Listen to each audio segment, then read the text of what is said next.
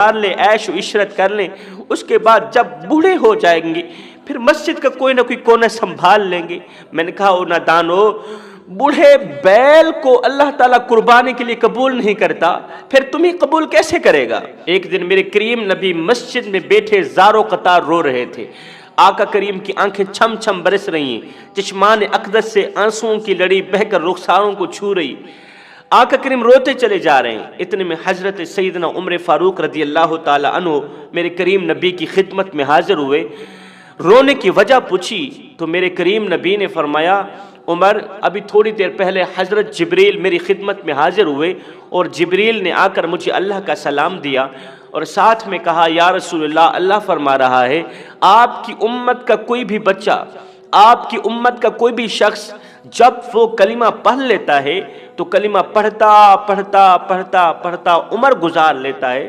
کلمہ پڑھتے پڑھتے جب اس کی داڑھی سفید ہو جاتی ہے، جب اس کی داڑھی چٹی ہو جاتی ہے، جب وہ بوڑھا ہو جاتا ہے تو اللہ فرماتا ہے اس بوڑھے کو عذاب دیتے ہوئے ہمیں حیا آتی ہے۔ سیدنا عمر فاروق نے عرض کی یا رسول اللہ، اس میں کوئی رونے والی بات تو نہیں ہے، یہ تو خوشی کی بات ہے کہ بوڑھا عذاب سے بچ گیا، بوڑھا جہنم کی آگ سے بچ گیا۔ یہ سن کر میرے کریم نبی نے فرمایا اے عمر، تو نے تصویر کا دوسرا رخ نہیں دیکھا۔ او میرے عمر، میں اس لیے نہیں رو رہا، میں اس لیے نہیں تڑپ رہا کہ اللہ کو بڈھے کو عذاب دیتے ہوئے حیا آتی ہے۔ او میرے عمر، میں تو اس لیے رو رہا ہوں کہ اللہ کو تو بڈھے کو عذاب دیتے ہوئے حیا آتی ہے، سوچ رہا ہوں بوڑھے کو گناہ کرتے ہوئے حیا کیوں نہیں آتی، چٹی داڑھی والے کو گناہ کرتے ہوئے شرم کیوں نہیں آتی، حیا کیوں نہیں آتی۔ ابھی تو تم کہتے ہو جوانی ہے، 4 دن کی جوانی ہے، خوب عیاشیاں مار لیں، جب ہڈیاں کمزور ہو جائیں گی، جب کمر جھک جائے گی، اس وقت اللہ کا دروازہ مل لیں گے، کوئی نہ کوئی چوکھٹ پکڑ لیں گے، بیٹھ جائیں گے۔ اور نادانو، اپنی جوانی عیاشیوں میں گزار کر، عیش و عشرت میں گزار کر، جوانی غفلت میں گزار کر، اب جب کسی خاطے کے نہیں رہے، نکارا سا وجود اللہ کے حضور پیش کرتے ہوئے تمہیں شرم نہیں آئے گی؟ نکارا وجود، کمزور ہڈیاں، کمزور ہڈیوں کا ڈھانچہ اللہ کے حضور پیش کرتے ہوئے تمہیں حیا نہیں آئے گی، تمہیں شرم نہیں آئے گی؟ ہڈیاں کمبن گوڑے کھڑکن تے بدل گیا لک تیرا، اجے بھی بدیوں باز نہ آیوں، جیو مرد دلیرا، پڑھ پڑھ عالم فاضل ہویوں تے نام رکھایا قاضی، 100 واری تے حج وی کیتا تے نام رکھایا حاجی، پھڑ پھڑ ہتھاں وچ تلواراں تے نام رکھایا غازی، بلے شاہ کچھ کھٹیا ایہو اجے تے رب بھی نہیں کیتا راضی۔ تو فرمایا بے نمازی کے لیے تیسری مصیبت، اللہ تعالیٰ اس کے چہرے سے صالحین کا نور اٹھا لیتا ہے۔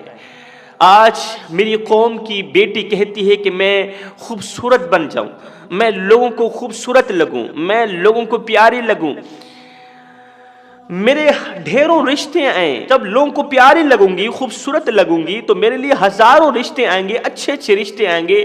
میں کہتا ہوں اے اسلام کی مقدس شہزادی، نماز کا دامن مضبوطی سے پکڑ لے، نماز تجھے اس طرح خوبصورت بنائے گی، اس طرح پیارا بنائے گی کہ بڑے بڑے حسن والے تجھے دیکھتے رہ جائیں گے، بڑے بڑے حسین و جمیل تیرے حسن پر رشک کریں گے، تو بس سجدوں کا دامن مضبوطی سے پکڑ لے۔ میرے نبی فرماتے ہیں موت کے وقت بے نمازی کو جن 3 مصیبتوں کا سامنا کرنا پڑتا ہے، جن 3 سزاؤں کا سامنا کرنا پڑتا ہے، ان میں سے پہلی سزا وہ ذلیل و خوار ہو کر مرے گا۔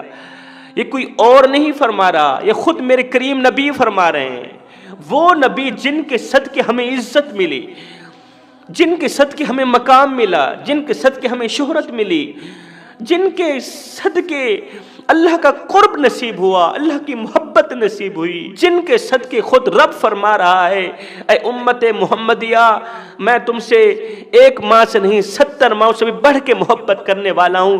جس نبی کے صدقے ہمیں عزت ملی وہی نبی فرما رہا ہے جو اللہ کے حضور سجدہ نہیں کرے گا، جو دنیا میں سبحان ربی الاعلیٰ کی تسبیح بیان نہیں کرے گا، وہ مرتے وقت ذلیل و خوار ہو کر مرے گا۔ دوسری سزا وہ بھوکا مرے گا، تیسری سزا وہ پیاسا مرے گا۔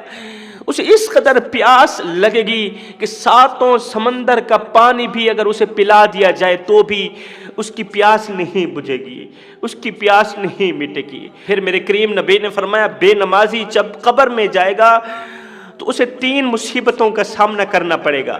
پہلی مصیبت، قبر اسے اس طرح دبائے گی، اس طرح دبائے گی کہ اس کے ایک حصے کی پسلیاں دوسرے حصے کی پسلیوں میں ایسے ہی پیوست ہو جائیں گی۔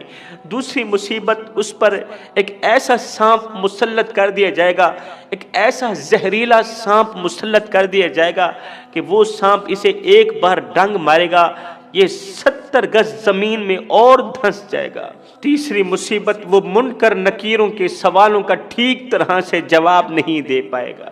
پھر میرے کریم نبی فرماتے ہیں میدان محشر کی جو 3 سزائیں، میدان محشر کی 3 مصیبتیں، ان میں سے پہلی مصیبت، بے نمازی کو گھسیٹ کر جہنم کی طرف لے جایا جائے گا۔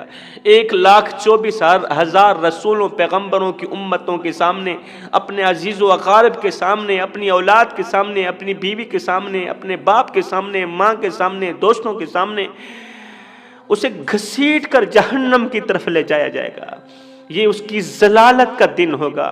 دوسری مصیبت، اس کے حساب کے وقت اللہ تعالیٰ اس پر ناراضگی والی آنکھ ڈالے گا، ناراضگی والی نظر سے دیکھے گا، جس سے بے نمازی کے چہرے کا گوشت جل جائے گا، بے نمازی کے چہرے کا گوشت جل کر جھڑ جائے گا۔ تیسری مصیبت، بہت بڑی مصیبت، قیامت کے دن بے نمازی کو رسول اللہ صلی اللہ علیہ وسلم کی شفاعت نصیب نہیں ہوگی۔ میرے نبی فرماتے ہیں نماز میری آنکھوں کی ٹھنڈک ہے جوانو، جس نے نماز قائم کی اس نے دین قائم کیا، اور جس نے نماز گرا دی اس نے دین کو گرا دیا۔ اللہ جب ناراض ہوتا ہے روٹی بند نہیں کرتا، سورج کو حکم نہیں دیتا کہ فلاں شخص میرا نافرمان ہے، تیری کرنیں اس کے آنگن میں نہیں جانی چاہیے۔ نہ بندے نہ، اللہ جب ناراض ہوتا ہے تو سجدوں کی توفیق چھین لیتا ہے۔ اللہ جب ناراض ہوتا ہے تو یہ من اجڑ جاتا ہے۔ سید کو اتنا تو بتا دو، جس بندے کا من بھی اجڑ جائے اس کے پلے رہتا ہے کیا ہے؟ میں دعا کرتا ہوں اللہ ہمیں نماز پنجگانہ با جماعت ادا کرنے کی توفیق عطا فرما، آمین ثم آمین، وما علینا الا البلاغ المبین۔